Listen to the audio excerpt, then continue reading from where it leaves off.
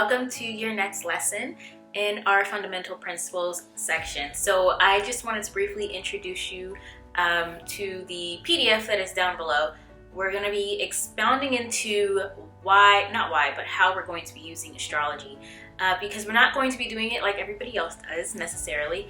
I'll give you a couple hints, especially for those of you who may not have the time or desire at this moment to go ahead and read the PDF, but I do implore you to do so. I encourage you to, because I put a lot of time and effort into all of this.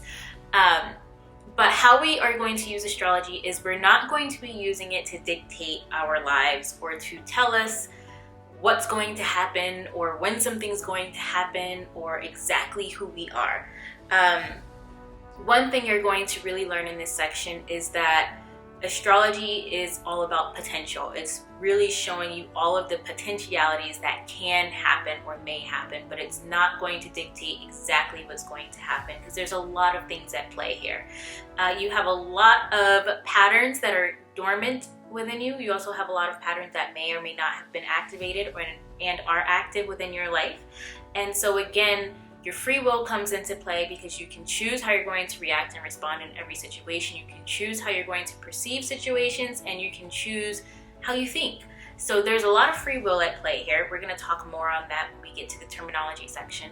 But ultimately, I want you to understand that we're not using astrology to try to predict when something's going to happen or how it's going to happen or what is going to happen. What we're doing with the Tool of Astrology in this course is we're using it to discern who you truly are and who you have been conditioned to be. Because within your chart, we're going to be able to see what your conditioning is, what your karma is. We're going to go again into that in the terminology lesson of this section. But you're also going to see your true essence, your core energy. So the way I really like to think about it is, again, imagine a prism, a crystal prism, right? And you're shining a light through it. When you shine a light through a prism, it refracts into a whole bunch of different streams of light, different colors and everything. That's where you get the rainbow from, right? One stream of light refracting into 7 different colors to create a spectrum of color that's within that one light. So there's a lot of different ways that this one stream of energy can be kind of fragmented or distorted. And that essentially is what your chart shows you. Your chart shows you this one stream or beam of light coming in and creating this energetic field of all these different beams of light. And it's important that we begin to discern, okay, well, what's distorted and fragmented and what is that true stream of energy? And so that's how we're going to be using astrology. I also want to make note that we're going to be pairing it with meditation and self-observation. And this is very important because I can't tell you how many times I've seen people say, okay, well, I'm a Leo and that means that I'm like this and that and the third. Or I'm a Virgo and that's what this means about me. That's why, blah, blah, blah, blah, blah. We kind of try to use astrology to confirm or to tell us how we should be or should not be. And in reality, it needs to kind of be flipped. And so we're going to be using the practice of self-observation in a meditative way, meaning, and again, we'll get to this in your check-in, which I'm really excited to talk to you guys about in that lesson.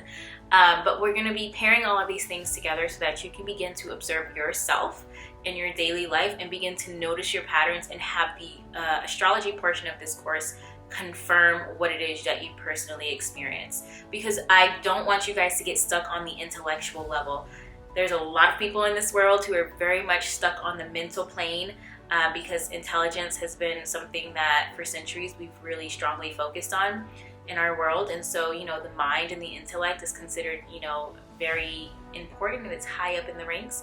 But we can't forget about our body, we can't forget about our spirit, we can't forget about our personal experiences. And true knowledge comes from personally experiencing something and being able to validate it, not from just reading something in a book and saying, oh, well, this is the truth because this book says so. So that, in a nutshell, is how we'll be using astrology. I go into quite a bit more detail in the PDF down below. It is also downloadable, or you can read it directly on the screen. So with that, I'll go ahead and leave that here. And go ahead and check that out, and I'll see you in the next lesson.